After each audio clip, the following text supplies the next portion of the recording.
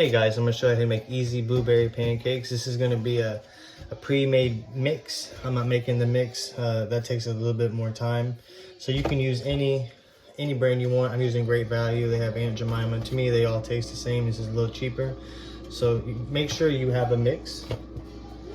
You're gonna need blueberries. You're gonna need your syrup. You're gonna need butter.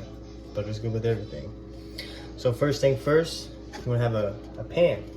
You want your pan to reach about 375 degrees. So you want to put your oven knob on about a 4 or 5. You know, you don't want your pan to get too hot, or those pancakes are going to flare up real quick.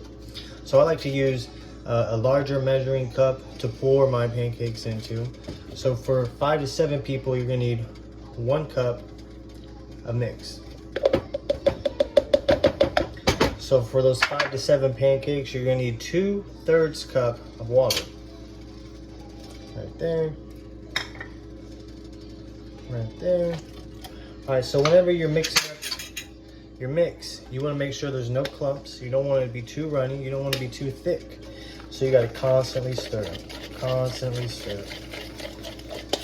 So this is about good 20-30 seconds of stirring. Because if you have those clumps in your pancakes, you're gonna taste that flour.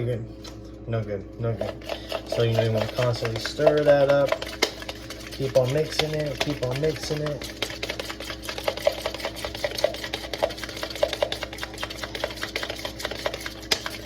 All right. So that's about good. So what I like to do is I like to use a cooking spray. You could use butter, cooking sprays. Olive oil spray. This right here is a coconut spray. All right, so you want to spray that pan down.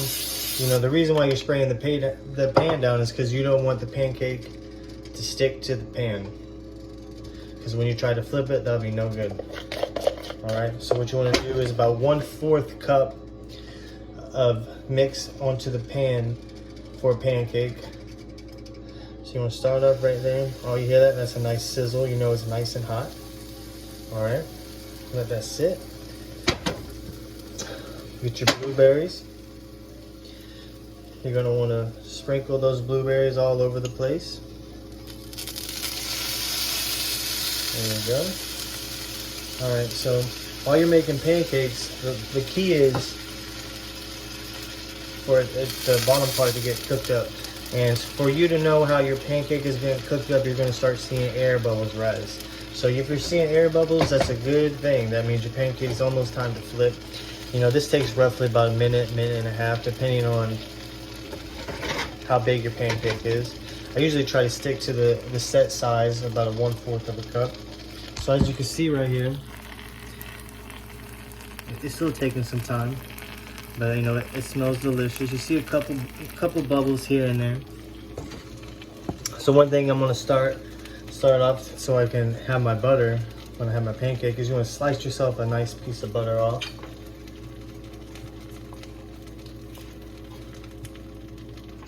There you go. Yeah, so you could, like I said, the mix is always easier. It's more time efficient. Whenever you're making your own batch, you have to make it. It has to sit roughly for about an hour before you pour that down.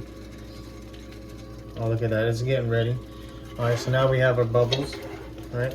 So one thing you want to do is make sure you go around the pancake and try to levy it out.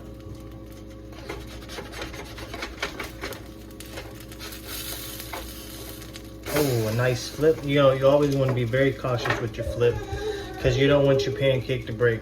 You know, if your pancake breaks, your mix is going to be all over the place.